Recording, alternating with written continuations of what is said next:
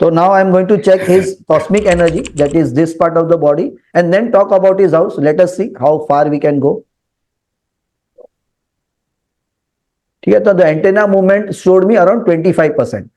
चलो अब हम टेल्यूरिक एनर्जी चेक करते हैं, साउथ साउथ वेस्ट और वेस्ट का क्या है इनके बॉडी से. ठीक है, तो साउथ साउथ वेस्ट और वेस्ट में बॉडी पे एनर्जी मूवमेंट नहीं बता रहा है एंटेना का.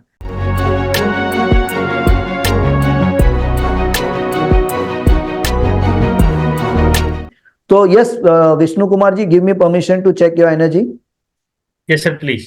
हाँ, तो now I am going to check his cosmic energy, that is this part of the body, and then talk about his house. Let us see how far we can go. ठीक है, तो the antenna movement showed me around 25%. तो सम सी north north east और east normally हम classical vastu के हिसाब से जानते हैं, तो क्या होना चाहिए यहाँ पे? ओपन एरिया होना चाहिए, है ना, कोई भी एंटी एक्टिविटी नहीं होनी चाहिए, विंडोज होने चाहिए, या ड्राइंग रूम होना चाहिए, या मंदिर होना चाहिए, वगैरह वगैरह, ये तीनों एरिया को मिला के. तो आपके यहाँ पे ये 100% नहीं बता रहे, 25% बता रहे. तो अभी आप बताइए वहां पे क्या क्या कैसे है, यानी इतना खुला शायद नहीं होगा, है ना, वगैरह वगैरह. तो आप बताइए अभी कैसा पोजीशन है आपका नॉर्थ नॉर्थ ईस्ट और इस तीनों का मिला के. सर वो ये नॉर्थ ईस्ट खुला हुआ है, वहां पर बेलपत्र वगैरह के पेड़ हैं छोटे छोटे. वो तो बाहर होंगे ना. हाँ, बाहर. हाँ, नहीं तो इनसाइड का ही बताइए सिर्फ आप. अंदर भी खुला है और ड्राइंग रूम है, और अभी मंदिर रखा हुआ है, टोटली क्लीन है. लेकिन क्योंकि एक ही बाथरूम है घर में, तो नॉर्थ से और एग्जैक्ट जो नॉर्थ 0 डिग्री आएगा ना, तो यानी कि वेस्ट नॉर्थ वेस्ट के आसपास कहीं टॉयलेट है सिर्फ. Okay, this is all about the things. तो नॉर्थ में है बेसिकली, नॉर्थ नॉर्थ वेस्ट है, नॉर्थ में आ गया. तो नॉर्थ नॉर्थ ईस्ट और ईस्ट की सम ऑफ एनर्जी, है ना, ओवरऑल वो घट के 25 बता रही है इसके लिए आपके बॉडी पे. Are you getting it? Yes, I am getting. हाँ, ईस्ट में क्या है? ईस्ट इज टोटली फ्री है. तो तीनों मिला के ओवरऑल पॉजिटिव है, तो पॉजिटिव आ रहा है 25%. पर may be because of that one toilet which is around north area, है ना, तो एनर्जीज ओवरऑल रिड्यूस हो रही है. ऑल्दो मैंने उसको ट्रीट किया था, मैं वास्तु कंसल्टेंट हूँ, बट वो वहां पे है तो है. तो ट्रीट यानी आपने यही किया होगा 16 जोन वास्तु के हिसाब से, स्ट्रिप्स वगैरह लगाई होंगी. यस, ये कलर किया है खाली? नहीं, स्ट्रिप्स लगाया वहां पे. वो एनर्जी, ये जो होता है ना, पिरामिड्स का भी ट्रीटमेंट दिया उसको. हाँ, वो सबसे गलत है. अब जो तो आगे एनर्जी वास्तु में हम सीखेंगे क्या है कैसे है. ठीक है, चलो अब हम टेल्यूरिक एनर्जी चेक करते हैं, साउथ साउथ वेस्ट और वेस्ट का क्या है इनके बॉडी से. ठीक है, तो साउथ साउथ वेस्ट और वेस्ट में बॉडी पे एनर्जी मूवमेंट नहीं बता रहा है एंटेना का. तो अब वहां पे क्या है ना, अब normally south south west west क्या होना चाहिए, वहां पे खिड़कियां हैं तो नॉर्थ नॉर्थ ईस्ट से कम होनी चाहिए, छोटी साइज की होनी चाहिए, है ना. वहां पे थोड़ा स्टोरेज एरिया, बेडरूम एरिया, तो ऐसी सारी चीजें नॉर्मली क्लासिकल वास्तु के हिसाब से होनी चाहिए. तो अभी आपके यहाँ पे कैसे क्या है बताइए. वहां पे ओपन टू स्काई एरिया है, वैसे तो क्लीन है, लेकिन वो पीछे आंगन होता है ना जैसे. नहीं, बाहर का आप मत छोड़ दीजिए, आप सिर्फ इनसाइड, है ना, क्लोज बाउंड्रीज का बताइए. क्लोज बाउंड्री में ही है अंदर. अच्छा, क्लोज बाउंड्री में ही ओपन टू स्काई है. ओके, ओपन स्पेस है साउथ वेस्ट में, साउथ वेस्ट और साउथ वेस्ट. हाँ, तो अब इसके लिए क्या हो रहा है, मूवमेंट आपके बॉडी पे क्या बता रहा है? No movement. आप समझे? नॉर्मली वास्तु में कहा जाता है कि साउथ वेस्ट और साउथ या ओवरऑल वो एरिया पैक होना चाहिए, ओपन टू स्काई, या है ना, यहाँ पे खिड़कियां भी है तो छोटी होनी चाहिए, और थोड़ा स्टोरेज एरिया होना चाहिए ओवरऑल, या बेडरूम एरिया होना चाहिए. लेकिन वो ना होके वहां पे ओपन टू स्काई है, तो क्या हो रहा है, पूरा एनर्जी डिप्लीट हो रहा है. आप समझ रहे हैं? तो इसके लिए एनर्जी होल्ड नहीं हो पा रहा है कहीं ना कहीं. अर्थ एलिमेंट डाउन थोड़ा सा वीक है. हाँ, तो वो सीधे सीधा बताता है मूलाधार चक्र पे, और मूलाधार चक्र किस पे रिलेटेड है? फाइनेंस पे. ठीक है ना, तो सीधे सीधा उस पे वो रिफ्लेक्ट करेगा फिर. ठीक है, अब हम चेक करते हैं ग्लोबल एनर्जी को.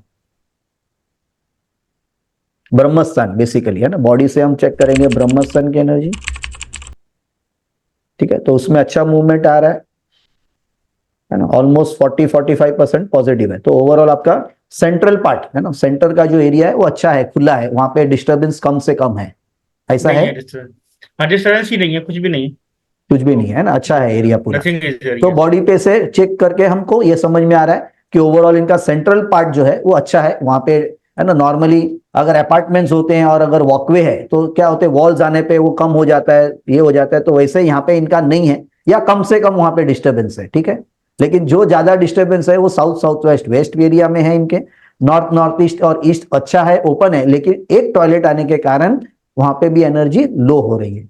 तो बॉडी चेक करके हम इस तरह से पहले ही क्लाइंट को उसके वास्तु की काफी चीजें बता सकते हैं। तो अब सिंपल है, अब एज अ वास्तु कंसल्टेंट मुझे इनके घर पे जाना है तो कहां पे कॉन्सेंट्रेट करना है, नॉर्थ नॉर्थ ईस्ट और ईस्ट एरिया में, है ना, और south south west west area में। इतना सिंपल है। तो एनर्जी वास्तु में हम उस एरिया को फिजिकल लेवल पे जो आपका ओपन है उसको एनर्जेटिक वैल्यू पे हम, है ना, उसको क्लोज कर देते हैं, और यही रीडिंग आपका सीधा, है ना, पॉजिटिव हो जाएगा। जो और कोई भी एनर्जी सिस्टम में वो पॉसिबल नहीं है। एनर्जी वास्तु में हम उसी साउथ साउथ वेस्ट और वेस्ट को आपके यहाँ पे एनर्जी उसकी क्लोज करके, उसको ब्लॉक करके, है ना, उसको स्ट्रॉन्ग कर सकते हैं, अर्थ एनर्जी को वहां पे बढ़ा सकते हैं, बिना फिजिकल इंटरवेंशन के, बिना फिजिकल रूफ के वहां की एनर्जीज को हम बाइंड कर सकते हैं। और नॉर्थ नॉर्थ ईस्ट और ईस्ट में जो आपका टॉयलेट एरिया है, जिसको आपने 16 जोन के बेसिस पे, है ना, स्ट्रिप से करेक्शन किया है, लेकिन वो फिर भी इतना रिफ्लेक्शन नहीं बता रहे, मालूम है, कल भी शायद मैंने बात किया था इसके बारे में कि पता नहीं। तो लेकिन एनर्जी वास्तु पे जब हम करेक्शन करेंगे, हाँ, तो वो पूरा का पूरा रिफ्लेक्ट होगा, और वो भी एनर्जी जो अभी अराउंड 25 है ना, वो बढ़ के 50, 75, 100 तक जा सकती है। तो एनर्जी वास्तु में वो सारे पॉसिबिलिटीज है, क्योंकि क्या होता है, हम जब एनर्जी वास्तु में करेक्शन करते हैं तो हम चेक कहां पे करते हैं उसको, where we check when we do correction in energy vastu, body on the body. तो finally when we do there we check on the body, क्योंकि इफेक्ट कहां पे आना है, बॉडी पर, उस पर्सन को आना है, उसके बॉडी पे आना है, उसके एनर्जी बॉडी पे आना है, उसको फायदा होना है। घर को फायदा होने से कुछ फायदा है क्या, हाँ, वहां पे फायदा है, लेकिन फाइनली वो हमारे को आना है घूम के, ठीक है ना। तो ये करेक्शंस हमारे बॉडी पे रिफ्लेक्ट होते हैं, और वहां पे एनर्जी मूवमेंट चेंज होने पे वो इफेक्ट जो है वो बॉडी पे इफेक्ट आता है, और आपकी एनर्जी बॉडी स्ट्रांग होती जाती है। आप समझ रहे हैं बात को। तो एनर्जी बॉडी का स्ट्रांग होने का मतलब है आपके 7 चक्रास और 72,000 नाड़ीज पे जो ये वास्तु के जो बेसिक लॉज जो हम मानते हैं, है ना, वहां पे जो डिस्टर्बेंस है, उसकी जो एनर्जी डिस्टर्बेंस है हमारे बॉडी पे जो रिफ्लेक्ट होती है, वो एनर्जी वास्तु के करेक्शन से ही ठीक होके फिर से बॉडी पे रिफ्लेक्ट होती है, और हमारे 7 चक्रास और 72,000 नाड़ीज जो है ना, उनकी एनर्जी ठीक से काम करती है, खुल जाती है, एनर्जी ब्लॉकेजेस निकल जाते हैं। जैसे एक्यूपंक्चर में हम काम करते हैं बॉडी के ऊपर डायरेक्ट, है ना, एक्यूपंक्चर के पिन्स लगा के, उसी तरह से अर्थ में हम, यानी कि हमारे प्रॉपर्टी में एक्यूपंक्चर करके अर्थ एनर्जी से, एनर्जी वास्तु से हम वो एनर्जीज को अनब्लॉक करते हैं, और उसका रिफ्लेक्शन हमारे बॉडी पे दिखता है। Yes, are you getting it everyone? Yes sir, एक क्वेश्चन मुझे पूछना है। अभी हम न्यू घर में शिफ्ट हुए एंड अभी बस वो 20 डेज ही हुए हमें यहाँ शिफ्ट हुए। तो जैसे अभी एनर्जीज मेरे पुराने घर के, राइट, अभी वो स्कैन होंगे तो देवर इन पॉजिटिव, पर जो हमारा पुराना घर था वो हमने छोड़ा इसीलिए है क्योंकि वहां पे बहुत ज्यादा स्पिरिट्स और ब्लैक मैजिक ये वाले इश्यूज हो गए थे, और वो हर दूसरे दिन हो रहे थे कि लोग घर में दिखने भी लग गया था सबको, और इस वजह से तो मुझे समझ नहीं आया कि फिर एनर्जी पॉजिटिव कैसे आ सकती सी, एनर्जी पॉजिटिव होना एक अलग चीज है, और ब्लैक मैजिक होना और स्पिरिट्स दिखना ये अलग चीज है। तो उसके भी इफेक्ट्स होंगे, तभी 100% नहीं गए सारी एनर्जीज, है ना, कम आई।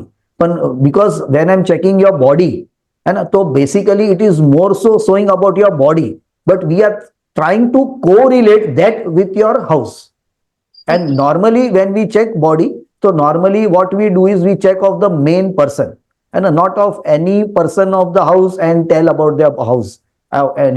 तो नॉर्मली क्या है, जो मेन ओनर होता है ना, उसकी एनर्जीज को नॉर्मली हम चेक करते हैं बॉडी पे, और फिर उसके घर के बारे में बताते की कोशिश करते हैं नॉर्मली, जैसे और सारे लोगों की नहीं, क्योंकि उनकी पर्सनल एनर्जीज भी होती है, ठीक है ना। पर मेन फोकस जब हम करते हैं, है ना, बॉडी को चेक करके घर के बारे में बताने की, तो ज्यादातर हम मेन पर्सन पे चेक करते हैं, क्योंकि वहां पे वो ज्यादा रिफ्लेक्ट होता है, because it is his energy flowing, है ना, normally because of everything happening because of his energy, and bringing in money, and through that money we are buying all the things and everything. So it is basically on his energy we check more, not on every person. तो जैसे आप समझो अभी और 2-4 लोगों की body को check करूंगा तो सबके एनर्जी रीडिंग अलग अलग आएंगे, तो वो क्या बता रहा है, उनकी बॉडी के रिफ्लेक्शन को ज्यादा।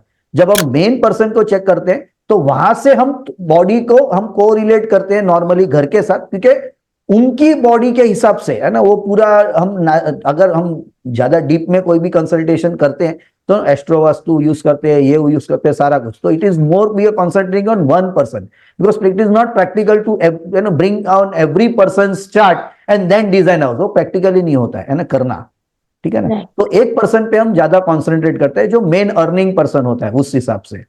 तो इसलिए जब हम एंटेना से भी स्कैन करते हैं वी ट्राई टू टॉक और scan of the main person, है ना। यहाँ पे इसलिए विष्णु जी ने जब कहा तो मैंने उनकी चेक क्यों की, because he may be main person own and earning in his house, तो therefore it was more correlating.